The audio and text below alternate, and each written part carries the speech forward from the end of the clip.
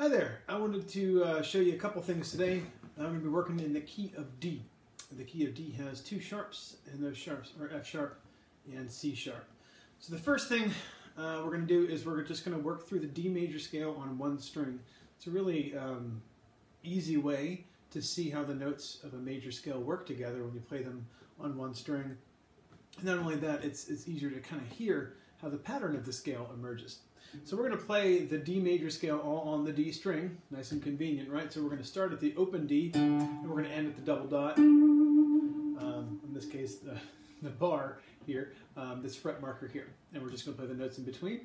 So we're going to play a 0 as the D, and then we're going to move up a whole step to the 2nd fret, another whole step to the 4th fret, half step to the 5th fret. Now I'm going to go up a whole step to the 7th fret, another whole step to the 9th fret, another whole step to the 11th, and then a half step will bring me to the 12th fret right there. Okay, so work on that.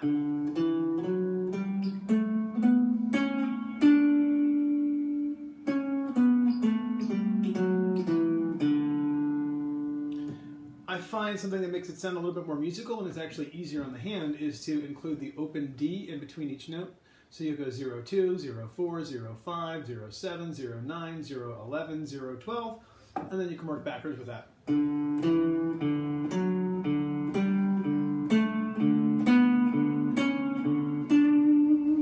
if you want to get fancy with it, you can do pull-offs, hammer-ons, triplets, however you want.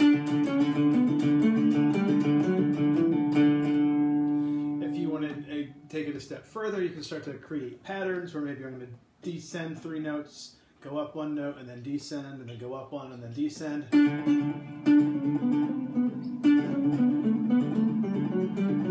Or however you'd like to do it. So experiment with that because we're going to be using it later.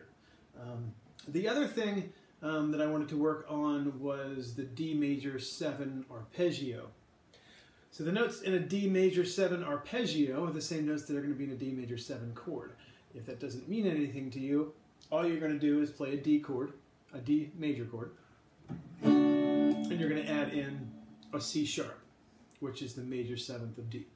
So the most familiar D that I think most students know is this triangle-shaped D down at the 2nd fret, 3rd fret, 2nd fret. That's the D. The D major 7 is just going to replace this D here with a C sharp. I already have an open D in the chord, so there's what we would call a redundant root. I don't need 2 Ds. So I'm going to replace this second one here with a note that's back, a half step C sharp. So that's going to give me an open, a 2, a 2, and a 2. And I'm just going to lay this finger down. I'm going to bar my index finger at the 2nd fret. And there's your D major 7 chord. Compared to the D chord, which I think the D chord kind of has one flavor, and it's happy. You know, it's a very straightforward, this chord. It's got a very distinct sound, it's very clear, it's a very happy sounding chord. Whereas to my ear, the D major 7 is a little bit more adult, I guess. It's a little bit more complicated. It's not happy, it's not sad, it's like, you know, there's more to this guy, there's some depth there, right? So I like those 7th chords because it adds a little bit of character to that D chord. So the notes in that chord then are going to be D, F sharp, A, and C sharp. So you notice we have both of the sharps of the key in this chord. So again, that's D, F sharp, A, and C sharp.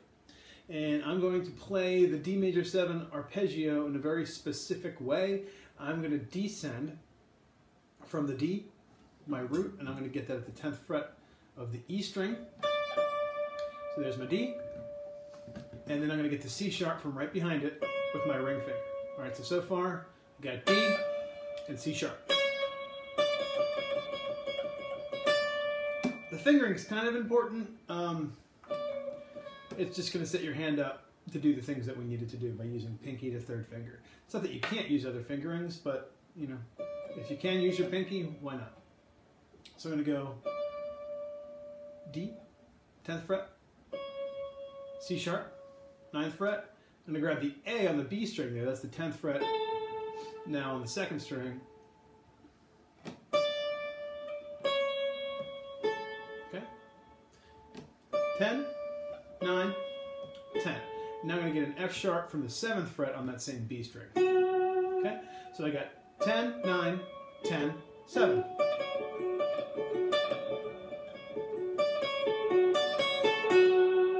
And then from there, I'm just going to leap down and I'm going to grab another D to finish that out. So I got 10, 9, 10, 7, reaching forward on the 3rd string to grab that last 7.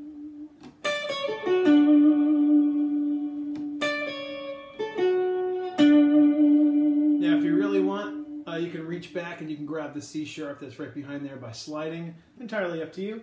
Let's see what that sounds like. 10, 9, 10, 7, 7. Slide to 6.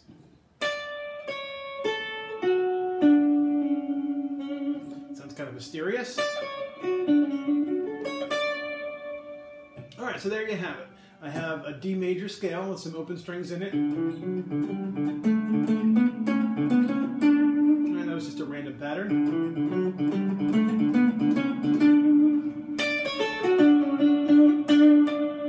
And then I have that D major 7 arpeggio. So what I'm going to do now is I have those two little concepts. I'm going to put those on hold and package those up and put them on a shelf. And now we're going to talk about the chords in the key of D, specifically the 3 major chords, the 3 most prominent chords in the key of D, which will be my 1, which will be your D, and then my 4 chord, which will be G, and then my 5 chord, which will be A. And 3 of those will be major. Now, I suspect you probably have your own ways of playing those chords, which is fabulous. Today, in order to kind of spice this up and combine these ideas, we're going to use a simplified version of these chords. So we're actually going to play 2 different versions of D, and they're both going to be based on the 2nd inversion. If that language doesn't mean anything to you, that's fine, ignore it. If it does, then great. So we're going to start off by playing a D by barring the 7th fret of the 2nd string, 3rd string, and 4th string. So that's going to give me an A, a D, and an F sharp. Okay, that's all there's only 3 notes in a basic major chord, and that's all I need.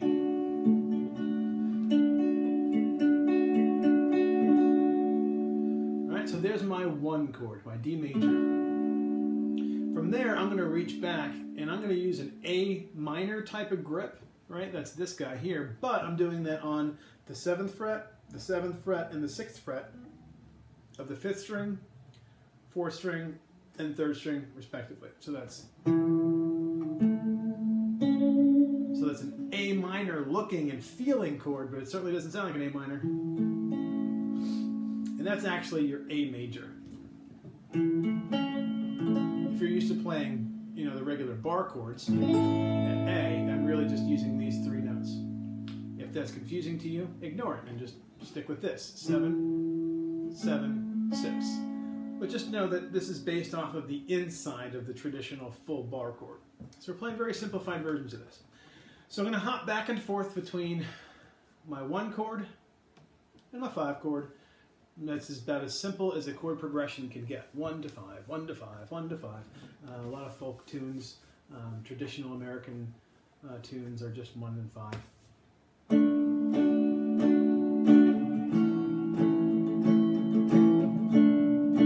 I'm getting that 1 chord, that D major chord. Remember, I'm barring that 7, 7, 7 across string number 4, string number 3, and string number 2. I'm getting that with my 2nd finger. And the reason for that is when I'm going to the A chord then, I'm going to kind of pivot on this and reach forward, and then that's going to kind of pull me into this other chord. So I'm leaning and I'm straightening out that finger for a D, and then I'm arching it, and then landing on the 5th string to get to an A.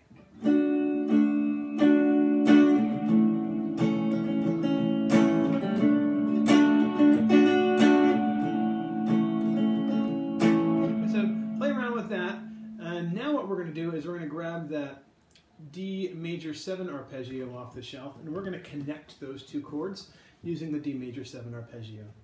So maybe we'll do that D there, and then to an A.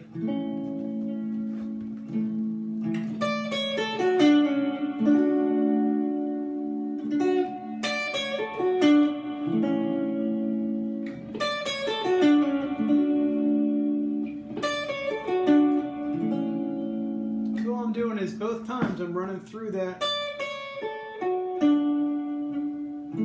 There's my A, and I'm going to do the same, almost the same thing. This time I'm going to slide. D, A. Okay, not too bad, right? So practice that, pause the video, make sure you got that, because then we're going to move on. So the next chords that we're going to get are going to be the 1 chord and the 4 chord. And here's kind of the neat thing is I'm going to slide up to the 12th fret, and I'm going to repeat those exact same shapes. One where I'm barring 12, 12, and 12, and one where I'm leaning forward into an A minor type of grip on 12, 12, and 11 on strings 5, 4, and 3. All right, so I got, start again, 12 on the 4th string, 12 on the 3rd string, 12 on the 2nd string, okay? And then I'm going to get 12 on the 5th, 12 on the 4th, and then 11 on the 3rd. So what I wind up with now is when I'm doing this, I have a G chord, which is my 4 chord. When I lean forward, I'm back to a different D, back to the 1. So you should hear that this D here is the same as this new one here. So here's the cool thing. I can get from my 1 to my 4, then back to 1, and then 5, this way. So 1, 5, 1, 4. Okay. The last little ditty, well, second last little ditty, we're going to take that major 7 arpeggio shape, and this time we're going to move it up with this whole thing. So everything gets moved proportionately. So now we're actually going to be outlining a G major 7 arpeggio. Okay. If this is moving too fast, then slow down and make sure that you completely understand the other stuff, and then you can just let this portion go. But if you're ready for more, by all means, we're going to move this shape. So this note here was D. We're going to move this entire relationship up to the 15th fret here at G. And we can repeat the exact same stuff with the exact same shapes. But basically what I'm going to get is a G to a D. So I can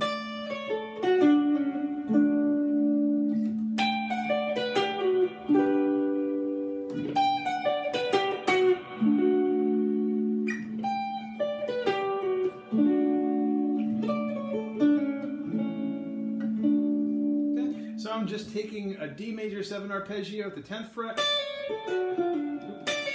and I'm moving it up to become a G major 7 arpeggio at the 15th fret. 15, 14, 15 on the 2nd string, 12 on the 2nd string, 12 on the 3rd, 11 on the 3rd.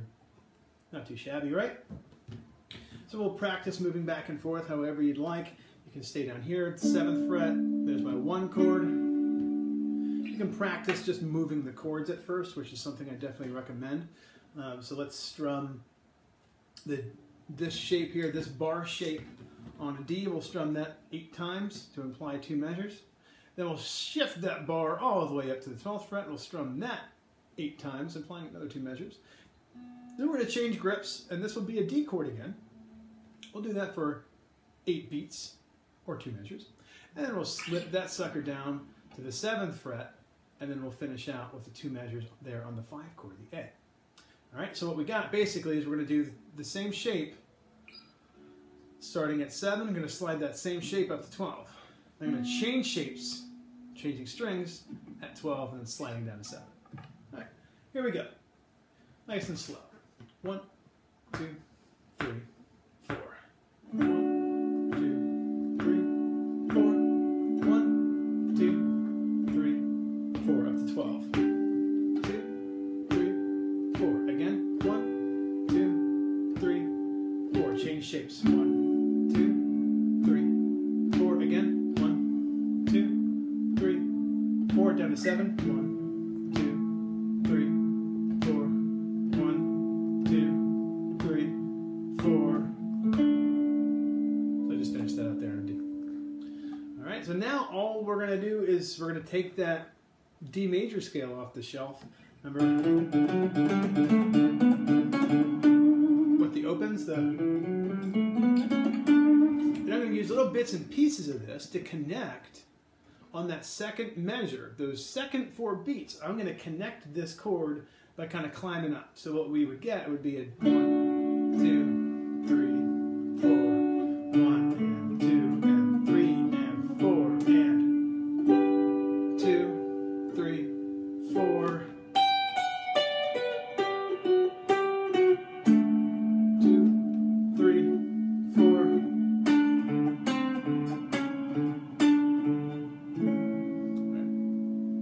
So I missed one of those notes there. I grabbed the 10 instead of 11, but you get the idea. As I'm climbing up here, all I'm doing is I'm using these 2 scale fragments, basically, as I'm connecting this bar to that bar, right? This D, my 1 chord, to the same shape of the G, the 4 chord. I'm connecting those with this little open scale thing.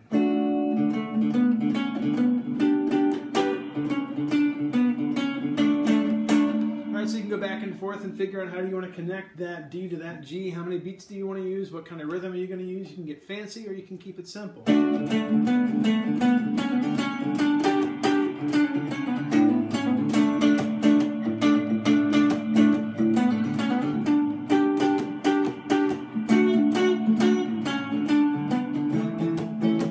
You could just use that little scale fragment and connect all 4 shapes, and that's all I did.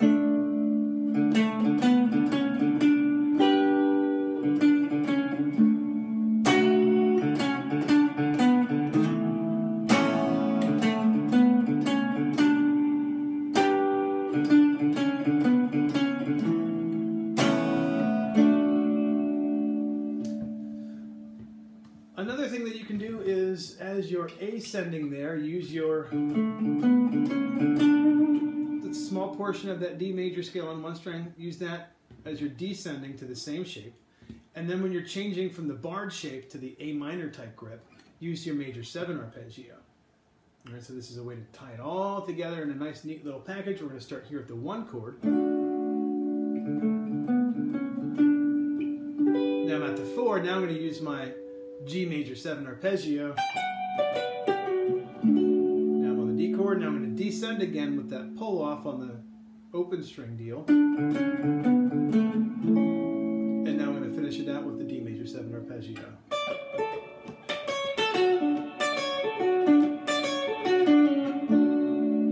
Okay, one more time. I got a D major. I'm going to climb up with the scale on 1 string. Get started all the way down at the bottom. Let's do that. Now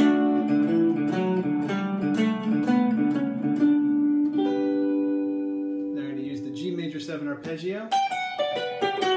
Now I'm going to descend with the scale again.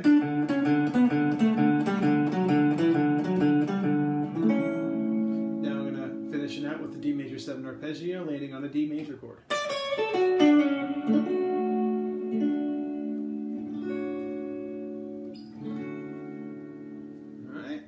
So plenty of stuff to keep you busy. I'm sure you can make it much more interesting than I did there. So go through it, come up with all sorts of stuff. If you come up with something great, video it, record it, and send it to me. I'd love to hear what you can do with this simple concept. So again, this is a way to connect just a real simple D major scale. We're taking the D major scale on 1 string, and we're combining it with chords that we're playing just to kind of create some interesting fills so that we're not just strumming.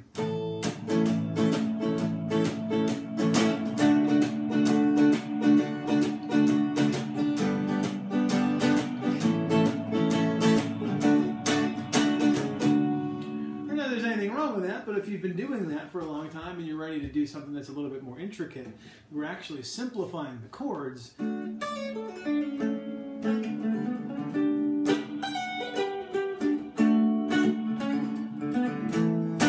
So that we can add some of those lines in there to connect stuff. Obviously, you're going to want to calculate out your timing, playing along with a backing track, or at least some sort of backing drum track. It's going to be helpful so that you don't overshoot it and you don't get carried away with your fills and do too many notes, right? So you're going to run into a problem if you try to do the entire D major scale, which is why I was just using a fragment up here. It's because you really only have 4 beats to get from one chord to the next, so you don't want to. That's going to get pretty tricky. Not that you couldn't do it, but experiment with that, see what you can come up with. If you want to cram a ton of notes in between the chords, by all means do it. just know that the more notes you cram in, the faster you're going to have to move. And typically the faster you move, the sloppier the playing starts to get. So you're going to reach a threshold where you might not be able to play many more notes and it's starting to sound kind of sloppy. We don't want slop. We'd rather hear the notes that you can play than the notes that you intended to play. So on that note, happy playing. If you enjoyed this lesson and you live in the Lancaster, Pennsylvania area, send me an email. Or better yet, click on my website and schedule your first lesson today.